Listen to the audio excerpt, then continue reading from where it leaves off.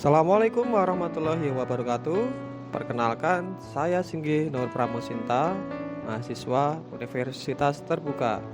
Kali ini saya akan mencoba melakukan percobaan tentang simbiosis. Simbiosis sendiri dibedakan menjadi tiga: simbiosis parasitisme, komensalisme, dan mutualisme. Apa sih simbiosis parasitisme? Simbiosis parasitisme adalah suatu hubungan di antara dua spesies atau organisme di mana satu spesies mendapatkan keuntungan, sedangkan yang lainnya mendapatkan kerugian.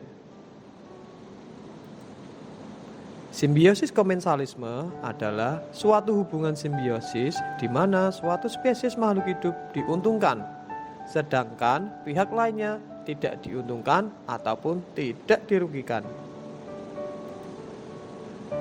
Simbiosis mutualisme adalah hidup bersama di antara dua spesies makhluk hidup di mana keduanya itu mendapatkan keuntungan. Pada percobaan kali ini, alat dan bahan yang dibutuhkan adalah alat-alat tulis, lembar pengamatan, dan tentunya beberapa makhluk hidup yang ada di lingkungan sekitar kita. Prosedur percobaan kali ini, yang pertama, sediakan alat dan bahan yang diperlukan. Kemudian, pergi ke tempat yang akan kita amati. Kemudian, identifikasi beberapa simbiosis makhluk hidup yang ada di tempat. Tulislah hasil identifikasi melalui tabel yang sudah disediakan. Simbiosis parasitisme, komensalisme, ataupun mutualisme. Yang terakhir, analisis makhluk hidup mana yang dirugikan dan mana yang diuntungkan. Hasil pengamatan yang saya lakukan.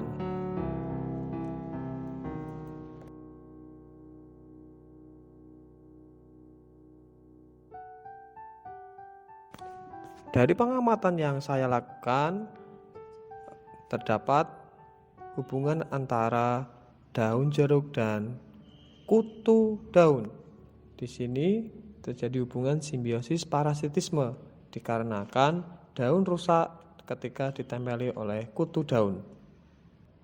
Simbiosis komensalisme diantaranya hubungan antara sisik naga dan pohon inangnya, kemudian daun sirih dan pohon mangga, tumbuhan paku-pakuan dan pohon inangnya, dan yang terakhir bunga anggrek bersama pohon mangga.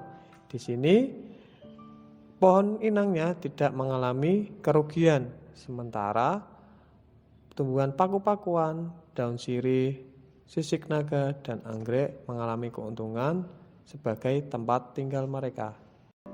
Dan yang terakhir simbiosis mutualisme, di antaranya kupu-kupu dengan bunga, kumbang dengan pohon jambu, kemudian semut dengan pohon, dan yang terakhir manusia dan pohon. Keduanya saling menguntungkan. Contohnya pada kupu-kupu dan bunga, bunga dibantu penyerbukan dan kupu-kupu mendapatkan makanan, sementara manusia dengan pohon mendapatkan perawatan oleh manusia dan manusia mendapatkan oksigen dan hasil fotosintesis berupa buah. Berdasarkan pengamatan yang sudah dilakukan, dapat disimpulkan bahwa ada 3 jenis hubungan yang terjadi pada makhluk hidup. Hubungan ini bisa terjadi antara tumbuhan dengan hewan, hewan dengan hewan, serta tumbuhan dengan tumbuhan. Macam-macam hubungan tersebut adalah: yang pertama, hubungan parasitisme, yaitu suatu hubungan di antara dua spesies atau organisme di mana satu spesies mendapatkan keuntungan, sedangkan yang lain mendapat kerugian. Contohnya tadi adalah hubungan antara kutu daun dengan tanaman jeruk. Yang kedua, hubungan komensalisme, yaitu suatu hubungan simbiosis di mana suatu spesies makhluk hidup itu diuntungkan, sedangkan pihak yang lainnya tidak diuntungkan ataupun tidak dirugikan.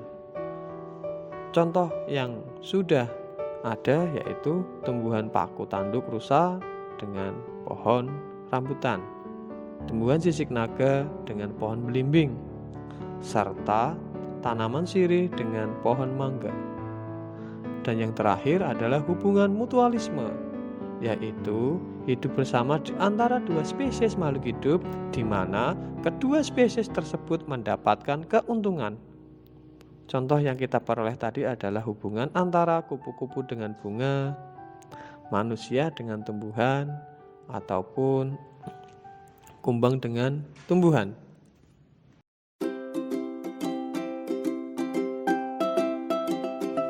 Terima kasih telah menonton video ini, semoga bermanfaat. Banyak kekurangan, mohon kritik dan sarannya. Wassalamualaikum warahmatullahi wabarakatuh.